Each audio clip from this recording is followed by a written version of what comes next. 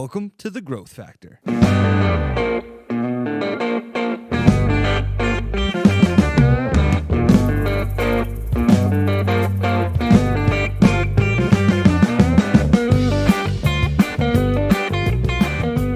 morning, Pennsylvania, and welcome to another episode of The Growth Factor. As you can see, we have two special guests on today, President and CEO Bob Carl of the Schuylkill Chamber of Commerce and Executive Vice President Samantha Shavinsky of the Schuylkill Chamber of Commerce.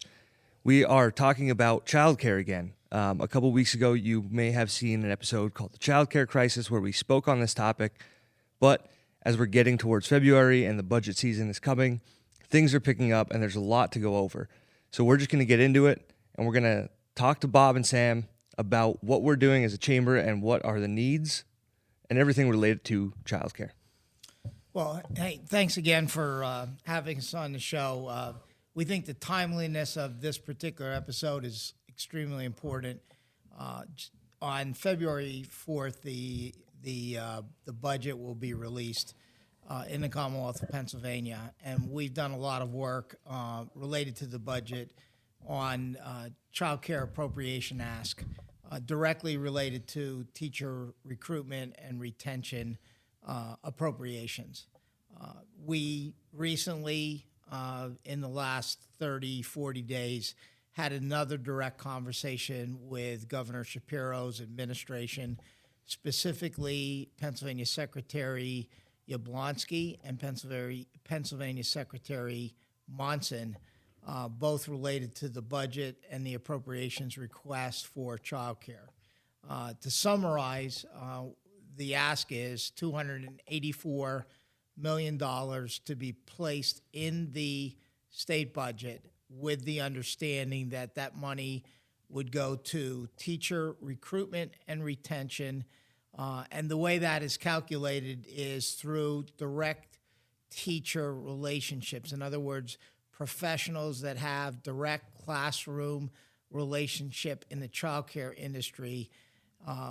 That was calculated that if this appropriation was placed in, roughly $440 per direct teacher in the childcare industry in Pennsylvania would be able to be given a boost of roughly $440 that could be used either to supplement their salaries monthly or possibly buy additional benefits.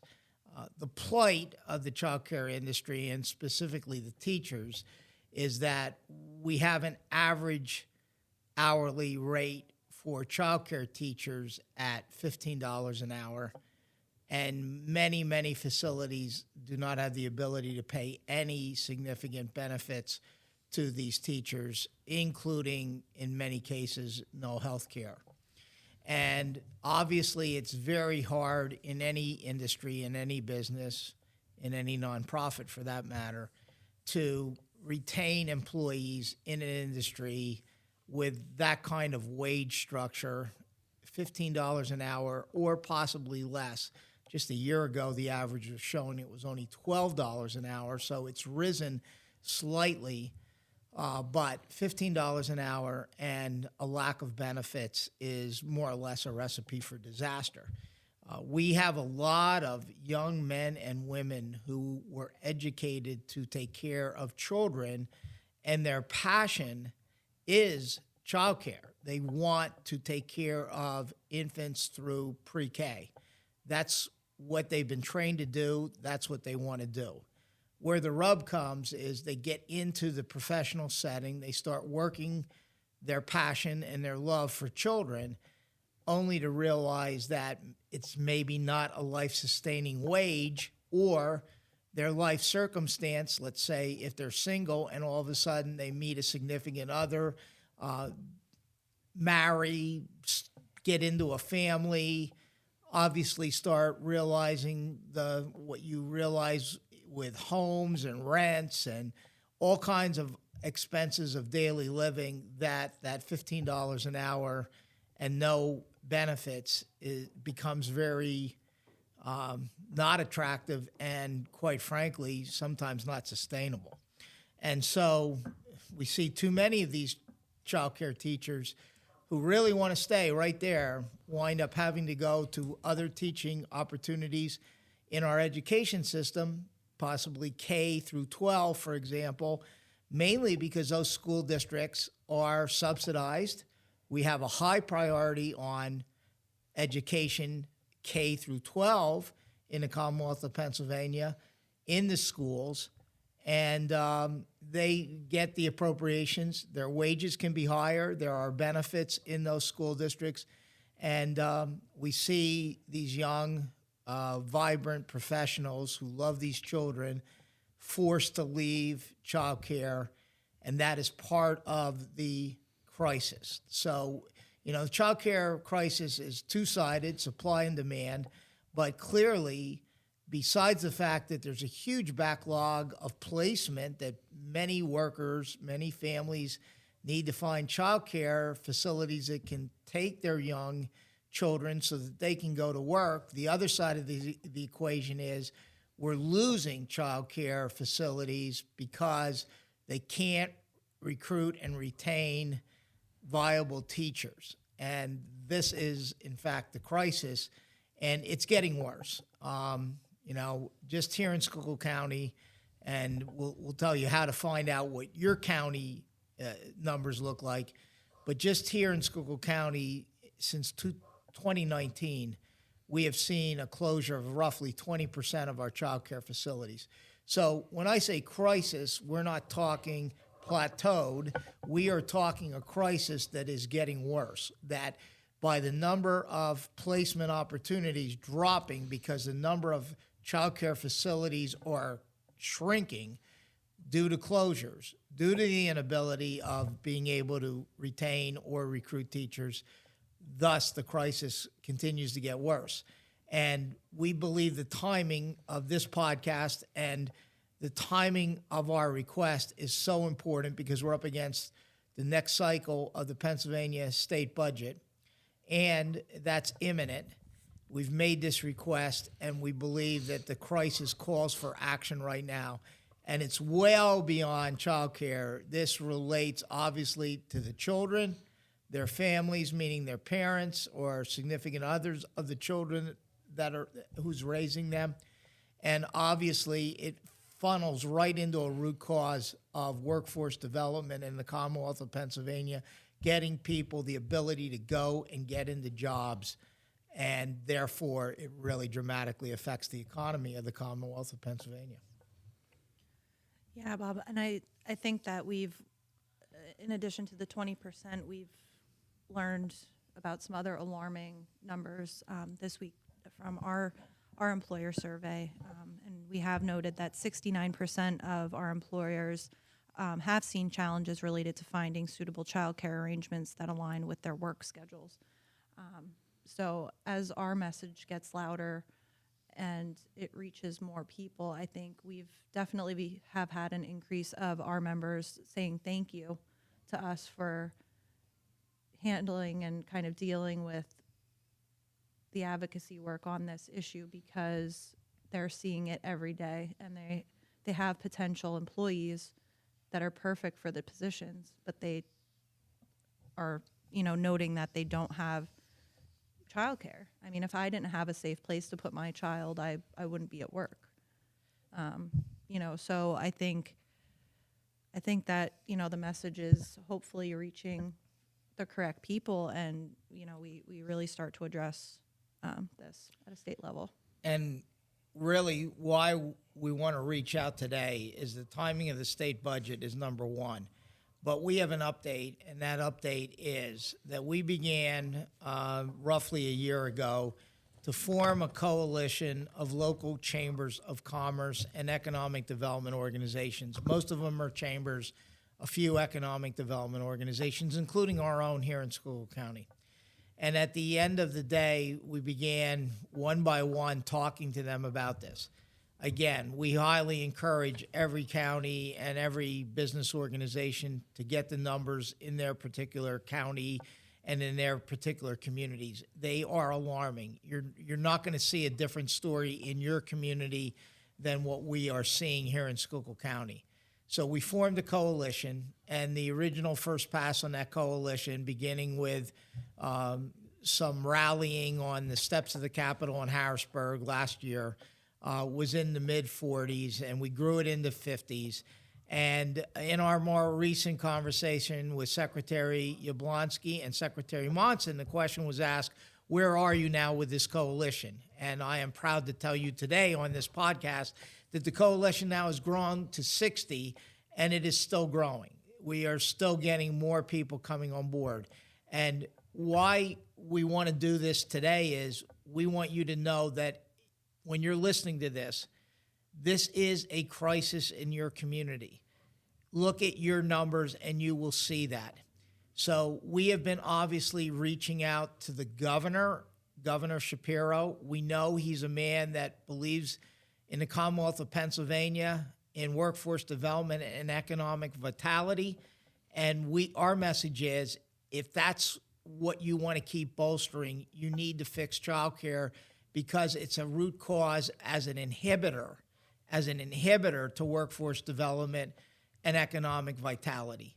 And we need you, everyone listening today, to look at this letter that we have out there. There's a press release on it. You can see the 60-plus organizations on the letter. We also sent that same letter to every state senator and every state representative in the House of Representatives in Pennsylvania. And we are asking you, we are pleading with you to get a hold of your state representative and representatives. Many counties have more than one. We have 4 here in Schuylkill County. Get a hold of your state representatives, get a hold of your state senator, and point to this issue, point to the coalition, point to the 60 local chambers and economic development organizations, point to your child care facilities, and if necessary, do what we do here every day. Go and visit one of your child care facilities and talk to them. Look in their eyes and you will see what we have seen. You will see people that have the greatest passion in the world, but are very, very worried of how they're going to continue the vitality of this service. And let's look at it really. We begin with the children. It is all about the children, making sure our children from infant to pre-K in the world we live in today begin their education process. I've said 1,000 times, this is not babysitting. We are not professionally parking children into babysitting. We are beginning an education process that in the world today truly begins at a very young age. You know, I've said 1,000 times, I watch my 2-year-old granddaughter navigate on a tablet. I can't even imagine doing that when I was a young child. But that's the world we live in, that education begins at the very earliest age, and it happens without us even pushing them because the world has evolved to that. So we are beginning the education process, and what we want to tell everybody is childcare is the beginning of the education process. We shouldn't think of education K through 12. We should think of education infant through 12, and then to higher education. And if we want to invest in Pennsylvania's future, we need to invest in our children. And to invest in our children, we must invest in the teachers that provide the education for our children. And that's why this is so important. And that's why I'm asking you today, if you hear this podcast, seek out your state legislators, both your House members and your senators, and kindly ask them to ask the governor and his administration to strongly consider why we are making this strong plea for child care assistance, for teacher recruitment and retention. And I just want to mention, Bob, you spoke about the change in childcare from 2019 to the present day. There is a map online. We're going to put the link to it in the description so you can find it, click on it, and you can see it's a virtual map that shows the centers that were opening and closing, and you see a lot more red now than you did in 2019. And that doesn't include the centers that had to close classrooms or lay off teachers as well. it's like it's so much bigger than just that. And the visual really adds to it, other than just hearing it. Seeing that map change over the course of the past 6 years really shows that this is an issue and it's getting worse, and it's not going to get better until something is done about it. Yeah, because there are, there's legal requirements of how many students and the ratio to teachers. And I've been in, as a grandfather, I've been in some of my granddaughter's child care meetings, and I know the passion of the owner of the one that she is in, and the frankness that the owner manager needs to say to the families of, if we can't continue to recruit and retain teachers, what will happen? And in my case, it's a Montessori school, and they do a great job, a tremendous job. But at the end of the day, they know what they must have to meet the state requirements. And at the end of the day, they're doing everything in their power. And the saddest thing sometimes is there are young men and women coming out of education that really want to teach at this level. They want to be with infants through pre-K. God bless them. They do such a good job. And then because of economic circumstances in their own families or in their own personal life, they realize that they have to leave their passion, which really cheats the children, because these are the people we want with our children. These are the people that can make a difference. And you know what? If we make a difference at pre-K through infants, we save a lot of problems that we see later on, including family crisis problems, mental health, drug and alcohol problems that happen when the family unit is not as strong as it should be, and the young children do not get the intervention and the assistance that they need at those very young ages. This is so important to the future of these children, first and foremost, and to our workforce development and the Commonwealth of Pennsylvania. That is why we're so passionate, and that's why we're asking you to be passionate.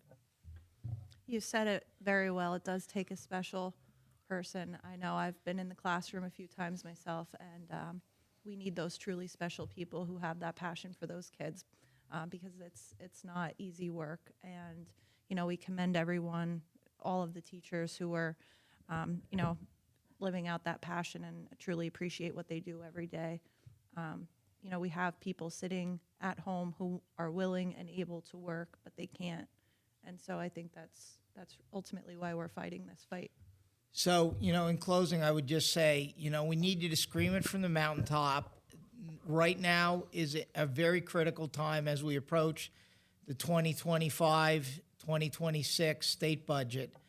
And we're going to have an announcement shortly. We've made our plea to Governor Shapiro and his administration. We've talked to the state legislature. I've said it, and I'll say it again. Child care should not be the bastard stepchild of the education system. It is the critical element that begins the education system in the Commonwealth of Pennsylvania. And we need to understand, just like a house is built on a foundation, education is built on child care.